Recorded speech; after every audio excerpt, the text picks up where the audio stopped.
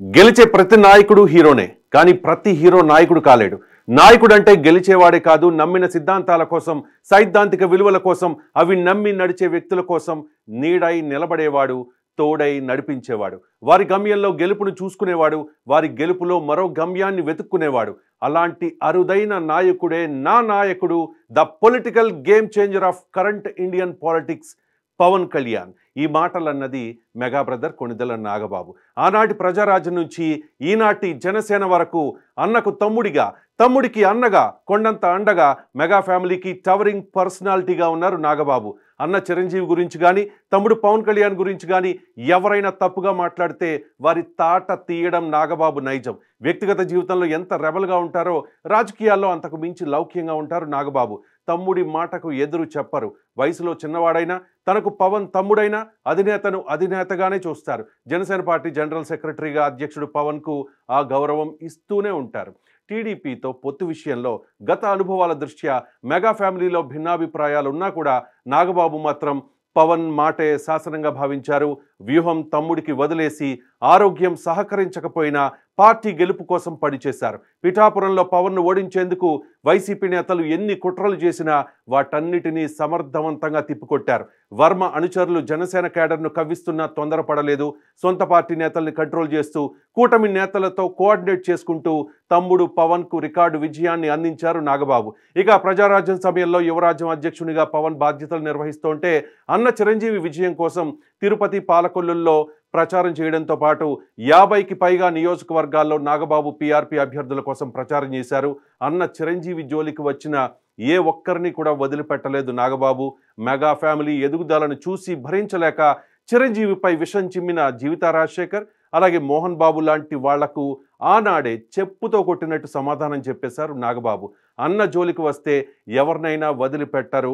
అందుకు గరికపాటికి నాగబాబు ఇచ్చిన కౌంటరే ఉదాహరణ. 2019 ఎన్నికల్లో నర్సాపురం లోక్సభ అభ్యర్థిగా నాగబాబు జనసేన పార్టీ నుంచి పోటీ చేశారు. ₹1 కూడా ఖర్చు పెట్టకుండా జీరో బడ్జెట్ పాలిటిక్స్ అంటూ నాగబాబు చేసిన ప్రయత్నం సక్సెస్ కాలేదు. టీడీపీ, వైసీపీ, జనసేనల మధ్య త్రిముఖ పోరులో 21% ఓట్ షేర్తో 2,50,000 ఓట్లు దక్కించుకున్నారు. ఇక టీడీపీ, బీజేపీ, జనసేనల మధ్య పొత్తు కుదిరిన తర్వాత పొత్తు ధర్మాన్ని అనుసరించి తాను పోటీ చేద్దామనుకున్న అనకాపల్లి పార్లమెంట్ స్థానాన్ని భారతీయ జనతా పార్టీకి త్యాగం చేసేశారు నాగబాబు. బీజేపీ అభ్యర్థి సీఎం రమేష్ విజయం కోసం ప్రచారం కూడా చేశారు.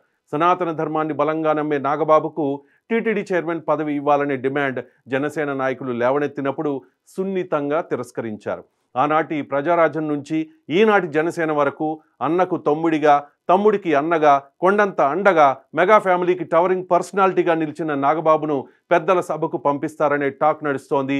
ఈ విషయంపై ఢిల్లీ పర్యటనలో ఉన్న పవన్ కళ్యాణ్ భారతీయ జనతా పార్టీ పెద్దలతో మాట్లాడినట్టుగా తెలుస్తోంది. వైసీపీ రాజ్యసభ సభ్యులు మోపిదేవి వెంకటరమణ, ఆర్ కృష్ణయ్య, బీదా మస్తాన్ రావు ఆ పార్టీకి పదవులకు రాజీనామా చేయడంతో 3 స్థానాలు ఖాళీ అయ్యాయి. డిసెంబర్ 20న ఎన్నికలు జరగనున్నాయి. వైసీపీ 11కు మాత్రమే పరిమితం కావడంతో ఆ పార్టీకి అవకాశం లేకుండా పోయింది.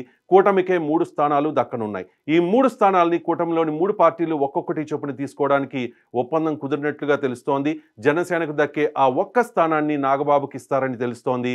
1-2 రోజుల్లో ఒక ప్రకటన కూడా వచ్చే అవకాశం కనిపిస్తోంది. మొత్తానికి త్యాగానికి తగ్గ ఫలితం అందుకోబోతూ ఉన్నారు నాగబాబు రాజ్యసభకు వెళితే మెగా ఫ్యామిలీ ఒక సరికొత్త రికార్డును నెలకొల్పబోతోంది. అది ఏంటంటే 3 అన్నదమ్ములు చట్టసభల్లో అడుగుపెట్టినట్టు అవుతుంది.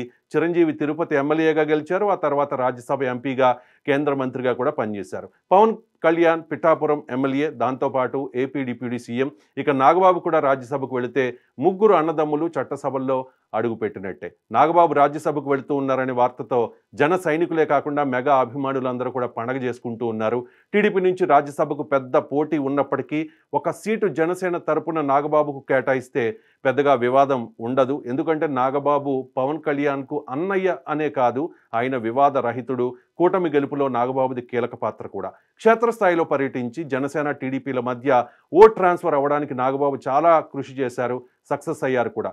నామినేటెడ్ పోస్టుల్లో జనసేనకు 30% ఇస్తామని పొత్తు కుదిరినప్పుడు చంద్రబాబు, పవన్లు చెప్పారు. కాబట్టి 3 రాజ్యసభ స్థానాల్లో 1 జనసేనకు ఇవ్వాల్సిందేనంటూ కాపు బలిజ సంక్షేమ సేన వ్యవస్థాపక అధ్యక్షులు చేగొండి హరిరామ జోగయ్య డిమాండ్ చేస్తూ ఉన్నారు. సో త్యాగానికి తగ్గ ఫలితం రాబోతోంది. నాగబాబు రాజ్యసభకు వెళ్ళబోతూ ఉన్నారు. ఇక నాగబాబు గారి నేమ్ బోర్డులో కొణిదెల నాగబాబు ఎంపీ రాజ్యసభ అని ఉండబోతోంది. కంగ్రాచులేషన్స్ ఇన్ అడ్వాన్స్ నాగబాబు గారు.